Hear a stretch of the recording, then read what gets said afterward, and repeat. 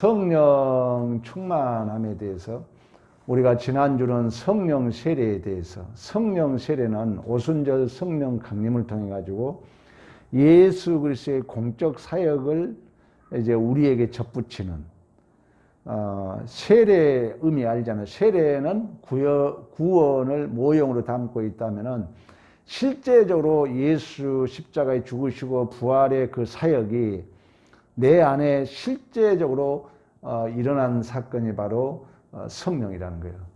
그래서 우리가 지난주에 칼빈은 기독교 강요회에 하나님께서 독생자 예수 그리스도에게 주신 모든 유익과 복과 은혜가 사적으로 예수 혼자 누리도록 준 것이 아니라 궁핍하고 가난한 자들에게 그걸 나눠 주어서 그 가난하고 궁핍한 자들이 부유하도록 유익을 얻도록 하기 위해서 예수에게 주셨는데, 예수는 그 모든 공적 사역을 이루시고 부활 승천하셨고 이미 그 사건은 2000년 전에 예루살렘에서 있었는데 성령이 오셔서 시간과 공간을 초월하셔서 그 예수의 모든 복을 우리에게 묶는 띠 역할을 하는 것이 바로 성령 하나님이신 줄로 믿습니다. 이 성령의 세례는 단회적 사건으로서 교회가 새롭게 출생의 의미를 가지고 있다는 거예요.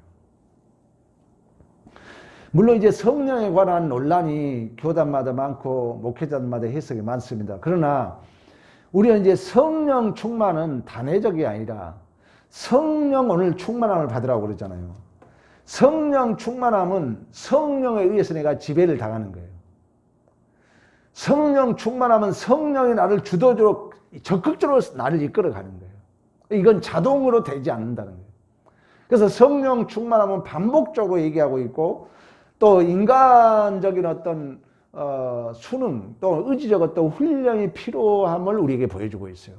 오늘 본문에 여러분 술 취하지 말라고 말씀했던 것처럼 술은 우리가 이제 술이 들어가면은 가장 먼저 하는 일이 뭐냐면 알코올이 들어가면은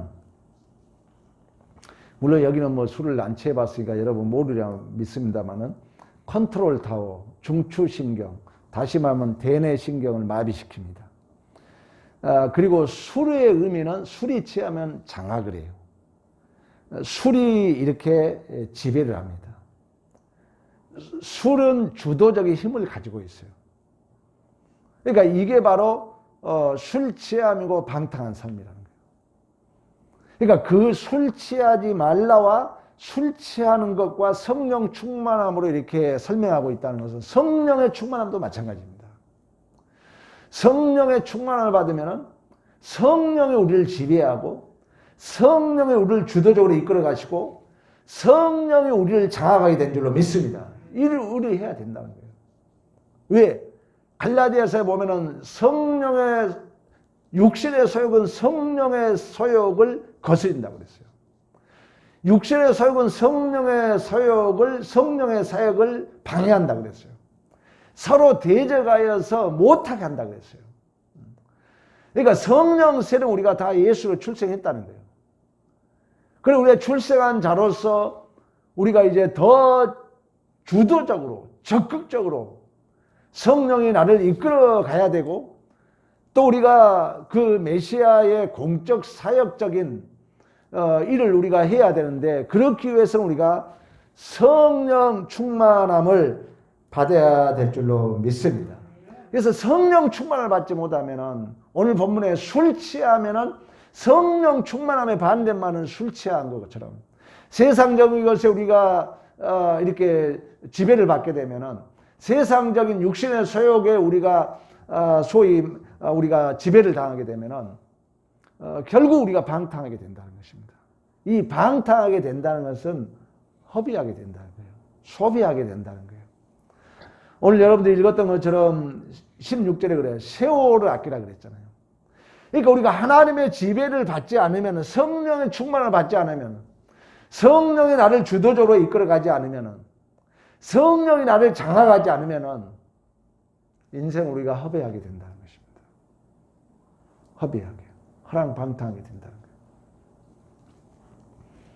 우리가 탕자가 그랬던 것처럼 이스라엘 백성들이 이주먼 가야 할 길을 38년 동안 안진뱅이 역할을 했던 것처럼, 그래서 우리는 반드시 성령을 충만함을 받아야 우리가 이제 하나님의 자녀로서 우리가 더 적극적으로 성령의 지배를 받아야, 성령이 내 안에서 신적 확증, 신적 보증, 성령이 주도적으로, 성령이 실제적으로, 성령이 내 안에 실제적인 원동력이 돼야 될 줄로 믿습니다.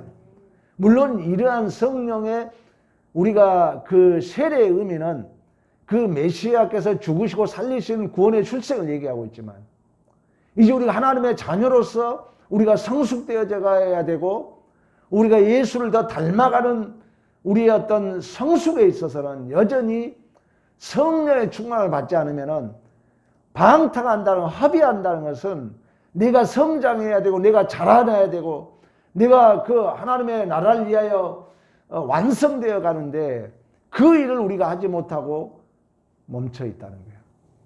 허비하게 된다는 것입니다. 방탕하게 된다는 것입니다. 그럼 우리가 성령을 우리가 충만함을 받게 되면은 우리가 첫째는 성령의 지배를 받는다는 거예요. 또 다른 말은 예수 그리스도의 지배를 받게 된 줄로 믿습니다.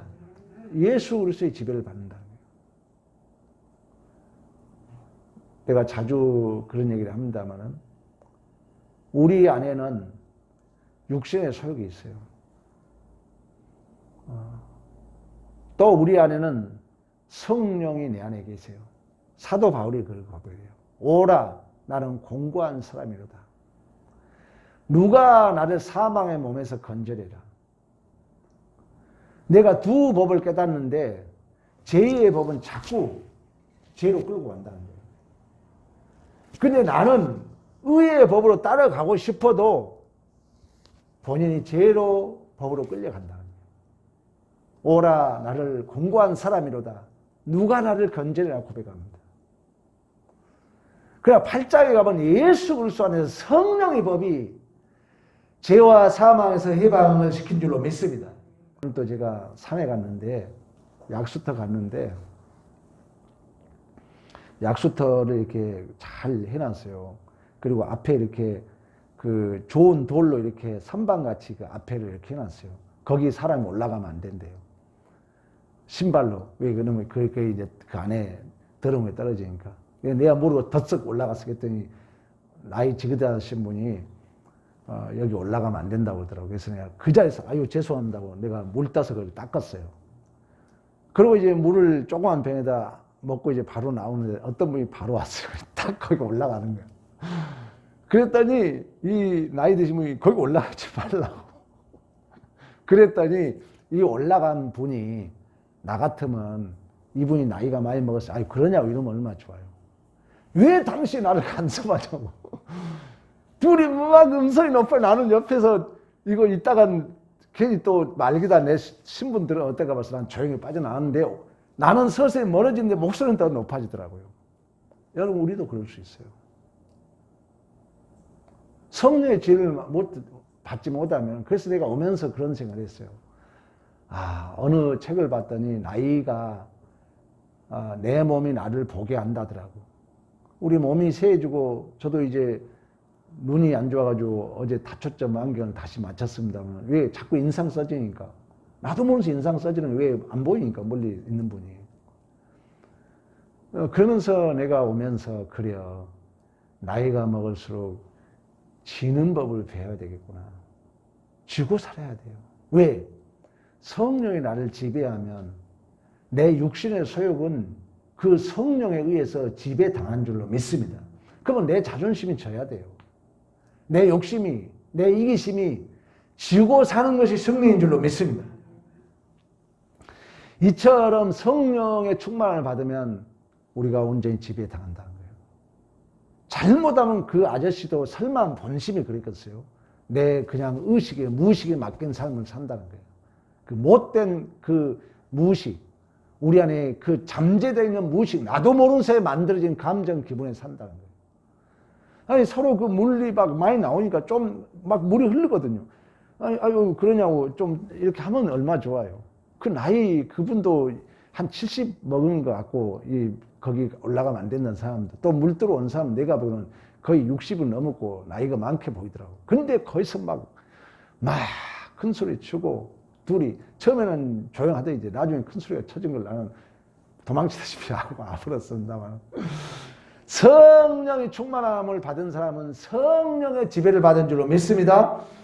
두 번째는 성령이 충만함을 받은 사람은 여러분 우리가 잘못 오해하면요 능력을 너무 강조해요. 성령 충만을 받은 사람은 반드시 성품적으로 예수를 닮아간 줄로 믿습니다. 오늘 어떤 목사님이 그런 얘기 하더라고요. 되게 이 교회에 와서 이렇게 열심히 하시면서 성령 충만함 받은 사람들은 너무 답을 빨리 내준다는 거예요. 그리고 그 삶의 형편과 입장을 인격적으로 이해를 안 한다는 거예요. 내가 힘들어하는데 무조건 우리가 믿음으로 뭐 기도해라, 뭐해라 이렇게 답만 준다는 거예요. 그러다 보니까 한국 교회 모든 사람들이 아픈 얘기를 하지 않는다는 거예요. 우리도 서로 아픈 얘기 안 하잖아요. 다 위선처럼 안 그런 척 하고 다니잖아요. 하나님이 기뻐하지 않습니다. 하나님은 우리의 상한 심령을 원하거든요. 하나님은 우리는 성품적으로 예수를 닮기 원하신 줄로 믿습니다. 근데 우리는 안 그런 척 한다는 거예요. 그리고 너무 능력만 강조하고 있다는 거예요. 성령 충만함을 받은 사람은 그렇잖아요. 갈라디아서의 사랑과 희락과 화평과 자비 양성 충정 오래 참고 온유 절제 이 9가지 열매를 말씀하고 있는 것처럼 성령이 충만함을 받으면 우리의 신앙이 능력을 강조하는 것이 아니라 성품적으로 인격적으로 예수를 닮아가는 줄로 믿습니다. 마지막으로 우리가 지난주에도 말씀했지만 성령 충만을 받는 사람은 여러분 우리 성경 한번 보겠습니다. 5장 21절 시작. 그리스도를 경외함으로 피차 복종하라. 그러면서 이제 22장 이하에는 아내들이여 자기 남편에 복종하기를 주께 다들하라. 성령 충만함을 받은 사람들은 이제 순종의 열매를 맺습니다. 성령 충만을 받는 사람. 왜? 하나님의 지배를 받았기 때문에. 스데반이 성령의 충만을 받아서 설교를 스데반이 설교하니까 당시에 종교 지도자들과 유대인들이 이를 갈아요. 스데반을 돌로 쳐 죽이잖아요. 근데 스데반은 성령의 충만함을 받아서 하늘에 우편서신 예수를 바라보면서 기꺼이 참고 견디고 아버지 저들이 죄를 알지 못하나이다. 저들을 용서해달라고 기도했던 것처럼 우리는 반드시 성령의 지배를 받아야 되고 성령 충만함을 받아야 되고 성령 충만을 받은 자들은 우리가 여러분 그 예수로부터 우리가 지배를 받아요. 성령이 내 안에서 주도적으로 실제적으로 원동력이 되어야 된다는 것은 내가 성령의 지배를 받는 것입니다. 내 하찮은 기분에 자존심에 탐욕에 나를 맡기지 않는다는 거예요. 우리가 아나니아 삽비라가 하나님 앞에 약속했다가 결국 거역하잖아요. 성령의 지배를 받지 못했기 때문에. 너 왜 너 성령을 속이냐고 하나님 책망을 받잖아요. 두 번째는 성령 충만한 어떤 단순한 능력이 아니라 인격적으로 성품적으로 예수를 닮아가는 줄로 믿습니다. 세 번째 성령은 우리를 그 권위와 질서 앞에 순종하게 한다는 것입니다. 오늘 금요 기도에 나오신 여러분, 우리는 의식하면서 살아가야 돼요. 내가 정말 하나님과 동행하고 있는가, 성령의 지배를 받고 있는가. 성령이 내 삶의 실제적이고 주도적인 원동력이 되고 있는가. 아니면 내 욕심과 내 자존심과 내 이기심이 내 삶의 주인이 되고 있는가. 이런 것을 우리가 조금씩 내 의식에서 성령을 인정하고 우리가 신하고 사모하는 삶이 성령 충만한 삶이고 하나님과 동행한 삶이 된 줄로 믿습니다. 이러한 믿음의 승리가 있기를 간절히 축원합니다. 아멘.